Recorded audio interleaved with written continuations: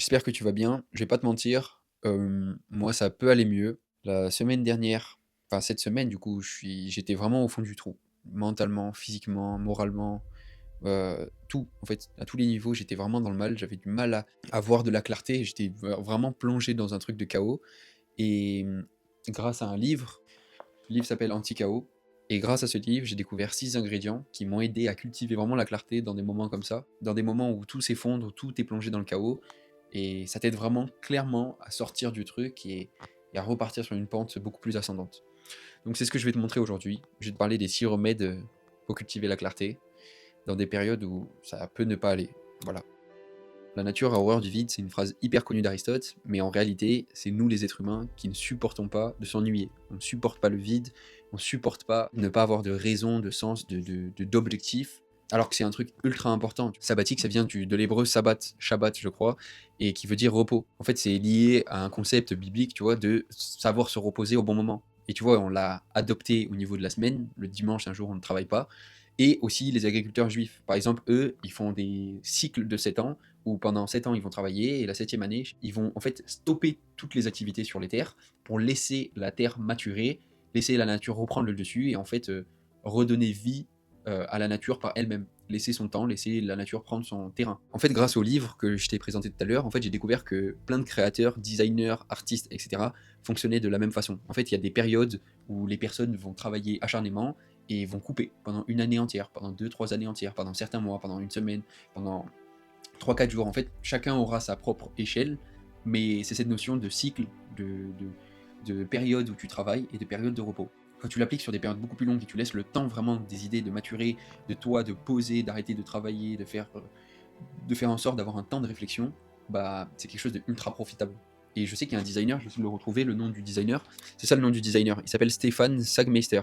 Tu vois, il a une agence et tous les 7 ans, il prend une année off, 12 mois de respiration, qui font partie, tu vois, pour lui, de son travail. Pour lui, c'est une phase clé de son travail. En fait, il peut pas créer sur les 7 ans, pendant les 7 ans, si il prend pas cette année off. Et je sais qu'il y a plusieurs personnes qui fonctionnent de la même manière. Je sais que dans le sport, il y a certaines personnes qui fonctionnent comme ça, qui se donnent à fond, qui préparent des Jeux Olympiques, qui préparent euh, certaines des échéances, mais qui fonctionnent par cycle. Et des cycles où, dans le cycle, dans la période, il y a une année qui est faite pour se reposer, récupérer et ne rien faire. Mais en réalité, c'est pas rien faire, parce que c'est presque impossible de rien faire. Tu es toujours en mouvement, tu es toujours en train de lier des choses dans ton cerveau, tu es toujours en action, mais plus d'une manière passive. Et ça, parfois, ça fait énormément du bien. Comme tu peux le voir, en fait, au début de ta jeunesse, tu vas tout donner pour te former et apprendre, puis après, tu vas tout donner pour travailler, et après, tu vas enfin te reposer. Bah, dans la vision de Stéphane Sagmeister, comme je t'ai dit tout à l'heure, c'est cette notion de sabbatique, tu vois, d'année sabbatique, d'intégrer le repos dans sa vie. Et du coup, la première partie de sa vie, bah forcément, elle est allouée à se former et à apprendre, parce que ça fait partie des études. Mais plus tard, très vite, en fait, quand tu commences le monde du travail, lui, tous les 7 ans, c'est les barres jaunes que tu vois en bas. Je sais pas si tu les vois sur Roll Focus, mais c'est les barres jaunes qui sont faites pour soit se reposer, soit se reformer, soit faire les deux dans la même année. Et en gros, ça coupe ton travail d'une manière ultra cool. Voilà. C'est dommage que nous, pas tous les métiers puissent faire ça. Selon moi, tu vois, je pense que c'est une vision de vie qui est tout à fait respectable et surtout que moi, j'ai envie d'adopter. Parce que selon moi, en fait, en travaillant non-stop pendant des années, des années, des années, des fois, tu as un focus et tu penses à être le bon. Et en fait, il s'avère que quand tu prends des vacances un peu plus longues que d'habitude, que les 4 semaines, 5 semaines que tu as d'habitude, bah, tu te rends compte que peut-être que l'activité que tu fais n'est pas faite pour toi, peut-être que tu peux apporter en fait des nouvelles idées, des nouvelles façons, une nouvelle perspective pour ton travail. En fait, cette année de coupure, elle est vraiment bénéfique. Ça, c'est un mode de fonctionnement que j'aimerais bien avoir au sein d'une année. Il illustre vraiment très très bien, je sais pas si tu peux le voir, mais c'est ce qu'on appelle le pouvoir du vide. En fait, pendant des phases où tu vas constamment monter, travailler, tu vas en fait utiliser ton potentiel et pouvoir travailler la terre, tu vois, si on fait l'allusion aux agriculteurs, bah c'est très bien, mais tu as des phases en fait de vide qui te permettent, comme le montre le schéma, de remonter sur des pentes encore plus hautes et pouvoir en fait mettre à profit cette période de vide pour accélérer le processus et tout simplement en fait continuer à travailler, continuer à progresser, continuer à s'épanouir dans ton activité et ça c'est super important. Évidemment, le vide n'est pas le but en soi-même, mais dans une société qui survalorise, tu vois, l'agitation, l'information, la surconsommation, etc., le vide, bah, ça constitue vraiment une clé pour une action plus juste, plus équilibrée, plus intéressante, une approche plus puissante, on va dire. En fait, ça permet vraiment d'apporter une nouvelle manière de penser, une nouvelle manière d'agir à des moments qui sont très intéressants. Et si actuellement, peut-être que tu es plongé dans le chaos, bah, c'est en partie parce que tu manques peut-être de vie. Mais j'ai envie de te dire, tu sais, créer le vide, ça demande un courage de fou. Ça nécessite un peu d'aller à contre-courant de tout ce que tout le monde pousse à faire actuellement. Tout le monde dit en gros que si tu ne réussis pas assez dans la vie, bah actuellement c'est parce que tu travailles pas assez. Si tu ne performes pas dans un sport, bah c'est parce que tu n'as pas assez fait ci, parce que tu n'as pas assez fait ça. Et ça va un peu à l'encontre de tout ce qu'on voit partout sur les réseaux. En fait, tout pousse à poursuivre une course vers l'effréné, vers fais plus, atteins ça, fais ci, fais ça. Et si tu ne l'as pas, c'est parce que tu dois faire plus, c'est plus de volume, plus d'intensité, plus de tout. J'en avais parlé dans une ancienne vidéo. Et naturellement, en fait, ça rejoint ce point-là qu'il faut aller à contre-courant de tout ça pour parfois faire du vide, utiliser le pouvoir du vide pour pouvoir mieux performer. J'ai même envie de dire, dans une ère comme actuellement où tout est fait pour qu'on le fasse maintenant, dans l'instantané, bah c'est bien parfois de cultiver les choses à plus long terme, même si les récoltes ne sont pas à l'instant T, parfois ça fait du bien. Et même, j'ai envie de te dire, ça apporte une nouvelle vision, ça apporte des nouvelles idées, ça apporte une nouvelle manière de fonctionner qui sera tôt ou tard profitable à ta personne.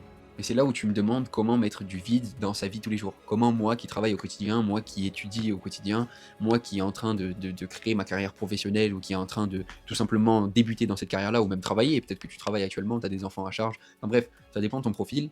Comment je fais pour que dans mon quotidien, j'arrive à mettre en place ce truc du pouvoir du vide sans tout mettre en pause, sans tout stopper, sans tout démissionner, etc. Et c'est ce qu'on va voir maintenant. Le pouvoir de la marche. Tu vois, la marche, ça peut être un remède magique, surtout pour les personnes qui veulent retrouver la clarté. C'est Diogène qui disait ça, solvitur ambulado. En gros, il y a 2 millénaires, il disait que tout se résout en marchant. Rien de plus, rien de moins. C'est tout simple comme concept, mais c'est des choses que l'être humain a été fait pour marcher.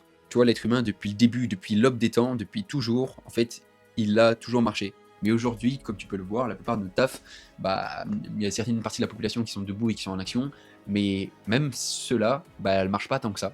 Et la plupart de la population, j'ai envie de te dire, est même sédentaire. Que ça soit dans notre taf, que ça soit assis devant nos écrans, ou tout simplement en nous divertissant avec le type d'activité qu'on fait actuellement, bah, en fait, je suis convaincu que en fait, le manque de marche, ça freine notre capacité à pouvoir capter notre essentiel, pouvoir exploiter notre potentiel. On va pas se mentir, c'est un problème dans une société où tu as besoin d'être en mouvement, d'être en évolution. Et même pour ta personne, la marche va t'apporter des choses incroyables. Regarde, la marche, elle est bonne pour l'activité physique, la marche, elle est bonne pour ta santé physique, spirituelle et même mentale. Et en mobilisant en fait toutes nos formes d'intelligence, bah, elle laisse libre cours à nos pensées et elle permet à notre cerveau même d'explorer de nouvelles idées en faisant des créations de neurones, des ponts entre certaines idées et certaines options, activités, etc. qu'on va faire dans la vie de tous les jours. Mais si tu ne laisses pas le temps de aérer ton esprit et si tu ne le fais pas dans un bon cadre, bah en fait tu vas pas tirer profit du pouvoir du vide. Et la marche est un très très bon moyen de faire le vide en étant en mouvement. Et honnêtement, on a eu l'apparition dans le monde du sport de ce fameux NEAT, fais tes steps, fais tes 10 000 pas, fais tes 10K steps, fais 20 000 pas, fais 30 000 pas, fais 50 000 pas, enfin bref, on a eu tout, on a eu des défis à la con à 100 000, 200 000 pas. Au-delà de toute cette mode-là, la marche, elle fait un truc encore plus puissant. En fait, la marche, elle cultive la présence dans un monde où tout ce qu'on apprend, tout ce qu'on côtoie, tout ce qu'on fait pour se divertir, nous enlève notre présence. Et à travers le pouvoir du vide et à travers le pouvoir de la marche, en fait, tu cultives la présence. Tu te reconnectes à un instant présent, tu reconnectes à des choses beaucoup plus simples. Tu es obligé de marcher, regarder autour de toi et consacrer un peu, genre, un temps à ton corps de marcher correctement. Mais je te parle pas de marcher avec des écouteurs ou au téléphone à parler avec quelqu'un. Je te parle vraiment de marcher et de laisser ton esprit faire le vide, laisser ta tête penser d'elle-même, laisser ton système nerveux un peu se reposer, tu vois, genre c'est quelque chose d'incroyable. Vraiment, je pense que les gens sous-estiment la marche, mais que ce soit au niveau circulation sanguine, que ce soit au niveau nerveux, en fait, elle permet vraiment de récupérer. Et ça, qu'importe ta manière de marcher, que ça soit vite, rapide, et sur le long terme, tu auras même un bénéfice parce que tu pourras perdre du poids, cultiver quelque chose qui est bon pour ta santé, et même tu pourras même passer des moments, peut-être en nature, familialement, relationnellement, avec tes amis, et c'est quelque chose que tu pourras adopter sur le long terme et qui sera ultra bénéfique pour toi. Et c'est là où tu découvres le pouvoir de la nature. Être dans la nature, en fait, couper des médias, des écrans, de tout ce qui est digital, bah, ça peut augmenter ta créativité jusqu'à 50%. Et être dans la nature, ça conduit à une amélioration des fonctions cognitives et du bien-être mental. La nature, elle a plein d'effets positifs aussi sur ta santé mentale, sur la guérison, sur la fréquence cardiaque, sur la concentration, sur le niveau de stress, la pression artérielle, le comportement, enfin bref, il y a 1 million de trucs. Faire de l'exercice, c'est pareil. En plein air, quand tu fais l'exercice en plein air, dans un environnement naturel, bah, ça améliore ton humeur, ton estime de soi, et c'est beaucoup plus régénérateur que faire des exercices dans une salle fermée.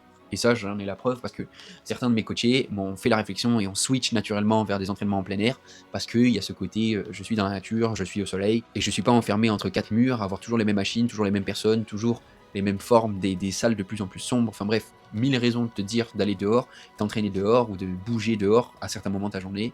C'est vraiment bénéfique. Maintenant, j'aimerais te parler du quatrième lien.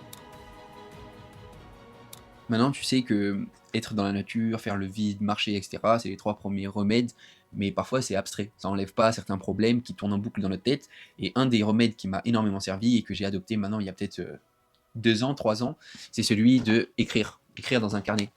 L'écriture. Comme tu peux le voir ici, moi j'ai un beau cahier qui s'appelle Skilled. Ça a pris énormément de sens dans une période de ma vie où j'avais besoin d'exprimer certaines choses, où j'avais besoin d'organiser mes idées, des besoins peut-être très personnels, tu vois, une période de rupture, des périodes où amicalement ça se passait pas bien, des périodes où familialement ça se passait pas bien, au niveau du travail, au niveau des études.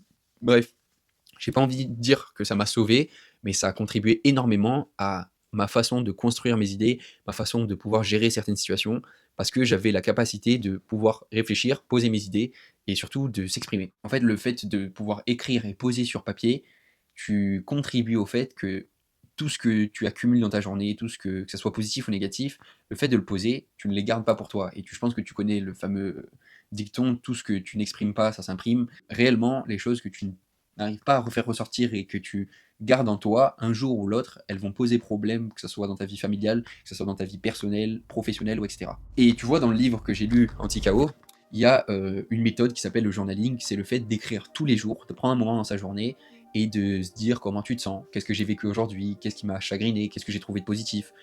Parfois ça va être que des choses positives, parfois c'est que des choses négatives, parfois c'est les deux, mais c'est un ultra bon exercice pour le faire, pour pouvoir exprimer, ça améliore la communication, ça améliore ta façon de garder tes idées, d'organiser tes pensées et de ta relation avec toi-même et avec certaines personnes. Parce que, en fait, dans ton esprit, c'est peut-être un brouhaha, il y avait un super schéma qui m'avait marqué, c'est celui-ci. Essayer de te le retrouver.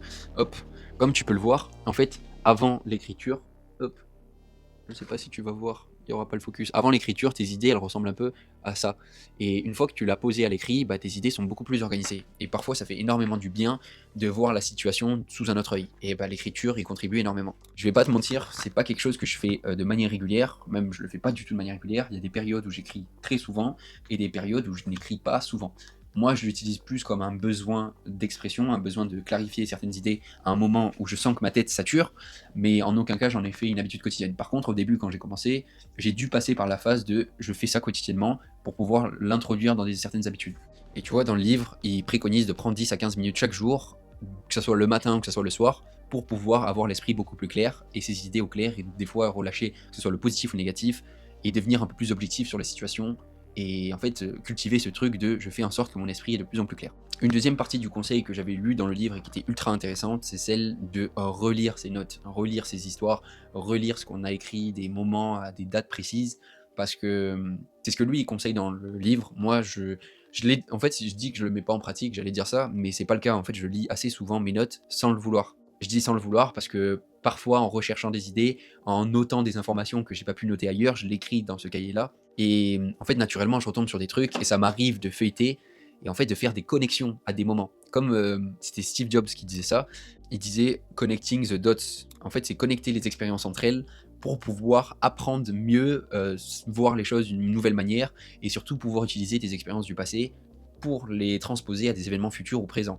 Et ça, c'est hyper, hyper formateur, c'est hyper satisfaisant en fait de des fois tu passes par des choses et tu comprends pas pourquoi tu fais ci, pourquoi ça s'est passé comme ça, et tu prends pas autant de ce que tu pourrais prendre dans une situation, et en l'écrivant et en le relisant plus tard, bah, en fait tu fais des connexions que tu n'aurais pas fait sur le moment même. Donc c'est l'importance de relire certaines histoires, certaines choses que tu as marquées, certains mots, certaines listes, des schémas, enfin bref, ça te redonne des anciennes façons de penser, ça améliore même en fait, tu as confiance en toi parce que tu vois ta capacité à évoluer. Parce que quand tu l'écris, tu as un ressenti d'une manière à un moment T, d'un moment passé. Et quand tu te revois plus tard en train de relire 1, 2, 3, 4 ans, 5 ans après, ou même des fois 2, 3 mois après, relire une façon de penser que tu as eue, tu te dis ah ouais, j'ai pas mal évolué sur ce point, ma vision a changé sur ci, sur ça, et tu te rends compte de plein de choses. Je te fais du coup le parallèle à Steve Jobs, mais en gros, Steve Jobs, il disait que quand lui, il a commencé son université, il a commencé à faire des cours de calligraphie, si je me trompe pas. C'était vraiment un passe-temps comme un autre, et il se disait, mais jamais ça va me servir dans mon métier, mais j'ai été attiré par ça pendant 6 mois, et après il a arrêté. je sais pas, il passait son temps à dessiner, il trouvait ça passionnant, la manière dont dans l'art de faire des lettres bien faites et cetera et en fait, il les a gardés, ses croquis, il a gardé sa manière où il avait appris de calligraphier les choses et c'est 10 ans plus tard ou 15 ans plus tard, où il a apporté, en fait, ce côté-là de la calligraphie au Mac et le Mac est devenu le premier ordinateur avec une belle typographie, une belle calligraphie parce que plus tard, il a transposé, il est retombé sur tous ses croquis et tout son apprentissage de la calligraphie pour s'en inspirer, pour faire un des plus beaux ordinateurs qui existent aujourd'hui. Dans la manière dont sont écrites les lettres, dans la manière de construire l'ordinateur, en fait, rien n'est perdu. Mais pour ça, il faut que tu le poses quelque part et que certaines fois, des années plus tard, tu reviennes sur certaines expériences. Et donc c'est pour ça que je t'invite vraiment à écrire le maximum de choses possibles et de les relire le plus souvent possible. Ça vient avec le point d'avant, mais un des nouveaux conseils, c'est lâche ton écran, éloignez-vous des écrans. Et ça vient avec le conseil d'avant, parce que l'écriture est ultra importante, mais la manière dont tu écris l'est encore plus.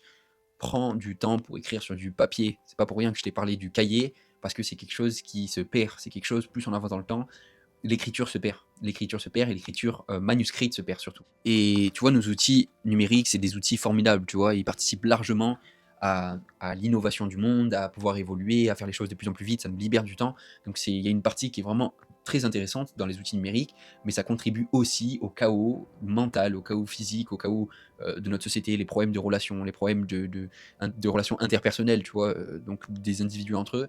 Et un des remèdes à ça, c'est l'écriture sur le manuscrit. Et pour ça, il faut que tu lâches tes écrans. Et le problème, c'est que quand tu passes trop de temps sur ton ordinateur, quand tu passes trop de temps sur ton téléphone, je pense que tout le monde a 4 à 5 heures minimum de temps d'écran par jour, sur une durée de 24 heures, en sachant qu'on dort 8 heures, on est à plus de la moitié de la journée déjà allouée à certaines tâches de base, et l'autre moitié, bah, on a au moins la moitié qui part devant les écrans.